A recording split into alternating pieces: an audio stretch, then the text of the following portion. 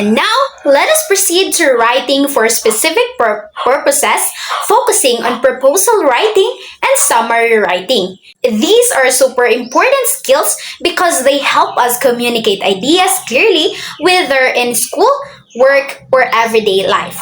Now, let us start with proposal writing. So, what exactly is a proposal?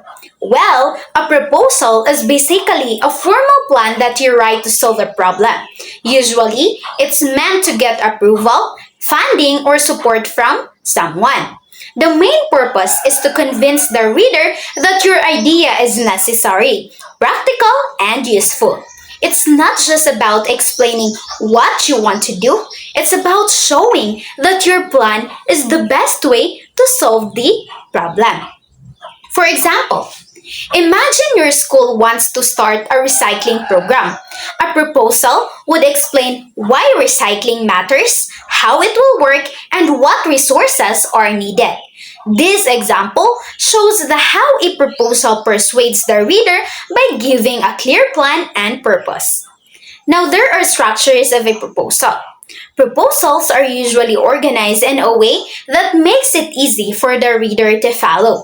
The main parts are background, problem statement, proposed solution, budget, and expected outcomes. Now let us begin with the background.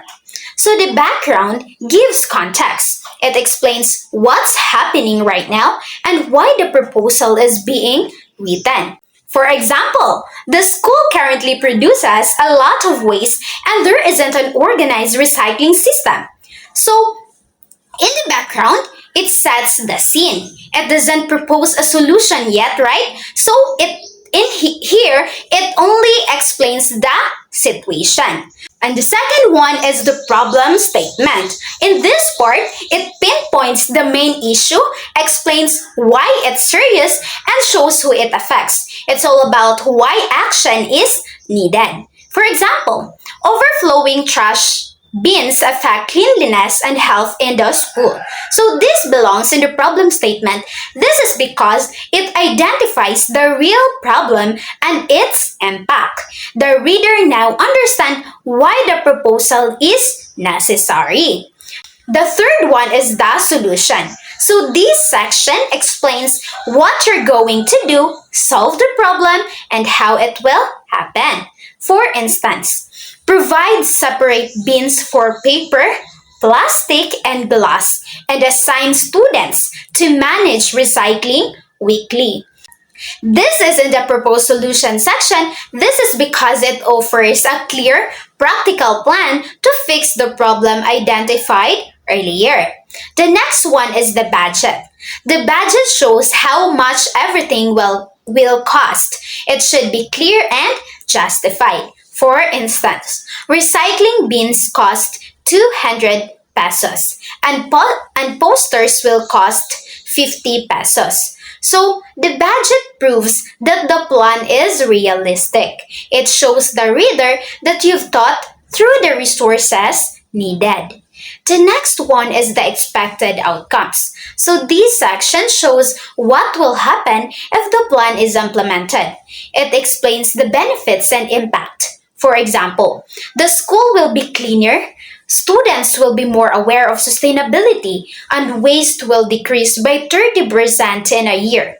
So, this belongs in expected outcomes. That is because it demonstrates the results and value of your proposal. Language features. Proposals are written in a formal and professional tone, but still persuasive. You also need to support your ideas with facts, data, or examples. So for instance, instead of just saying, we should recycle, you can write, recycling can reduce school waste by 30% based on data from nearby schools.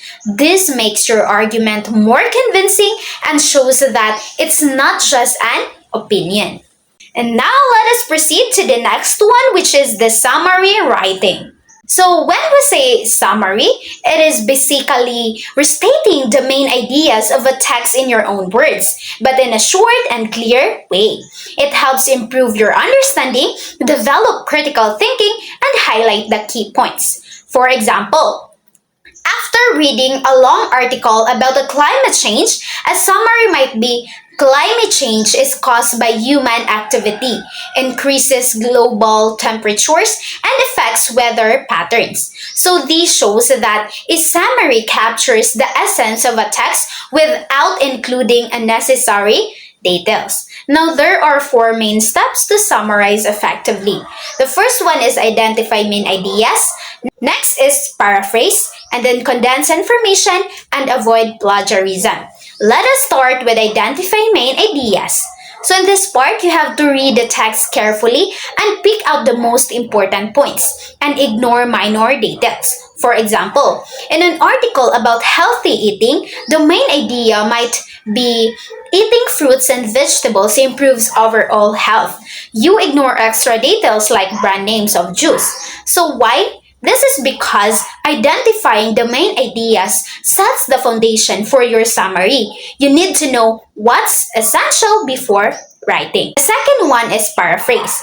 Rewrite the main ideas in your own words while keeping the original meaning. For example, eating fruits and vegetables improves health can be paraphrased as including a variety of fruits and vegetables in your diet helps maintain good health.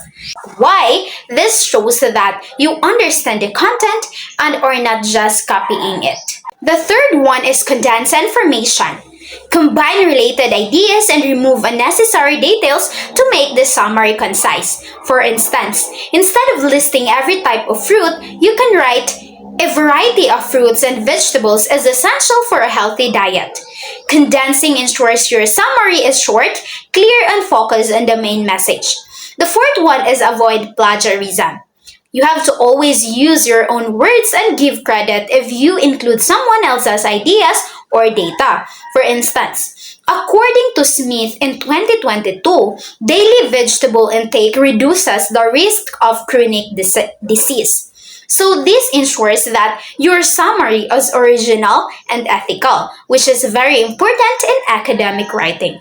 To wrap it up, proposal writing helps you present a clear, persuasive plan to solve a problem, while summary writing helps you capture the main ideas of a text in a short, concise way. Both skills are essential for effective communication, making your writing clear, logical, and convincing. By understanding the structure of proposals and the steps for summarizing, you can make sure your ideas are well organized and easy to understand.